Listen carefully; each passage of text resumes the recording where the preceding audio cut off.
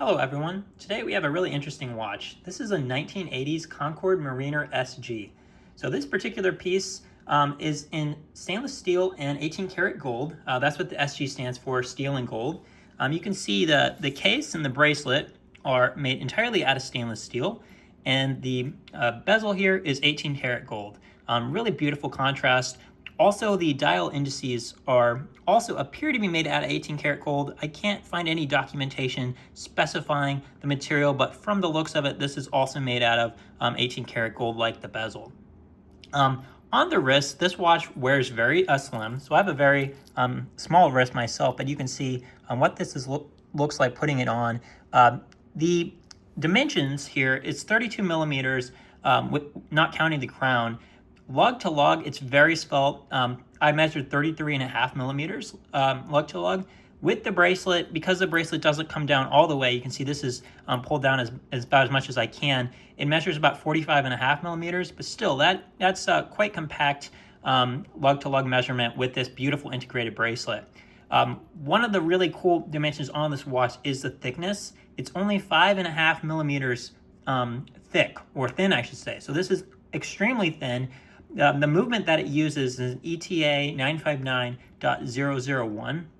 This is one of the thinnest coarse movements ever made, as far as I can tell. The dimensions from the factory specifications is only 1.5 millimeters thick on that movement. However, if you do find yourself needing to replace the movement, this is a bit of a rare movement. So that's something to keep in mind, is the 959.001. It's a bit difficult to find parts. So you're going to want to make sure that you take that into account if you get one that's not currently ticking. So some other things to call out on this watch: beautiful integrated bracelet here. So this is all stainless steel, very supple on the wrist. It feels quite nice. No pulling, no tugging that I've found when I'm wearing it. Again, here's how it looks like on my very thin wrist. One interesting thing to note is that to change the size of the bracelet, there's these screws here in the center of each bracelet link, which is quite interesting. So it's not like a pin sleeve that you hammer out with a small hammer that I've seen on a lot of other bracelets, but you actually have a screw for each individual link. Another thing to call out here, the back, it's just calling out that there is water resistance. There's 18 karat gold bezel. It doesn't specify water resistant. There's no screw down crown here.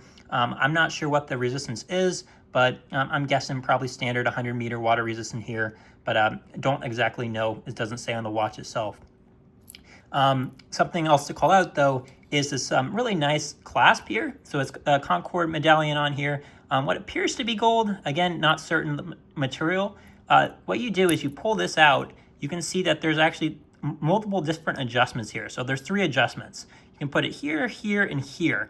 And what that looks like, I'm gonna see if I can do this on camera here, is basically we just put this through, decide which one of these micro adjustments I can fit in. So in this one, I'm gonna do the tightest, and then it just clicks into place.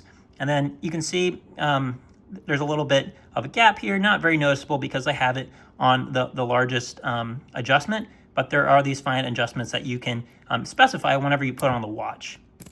And you can see when it comes off, it just slips out of place. It can be a little bit finicky sometimes to get this. Let's see if I can unlock this piece. There we go.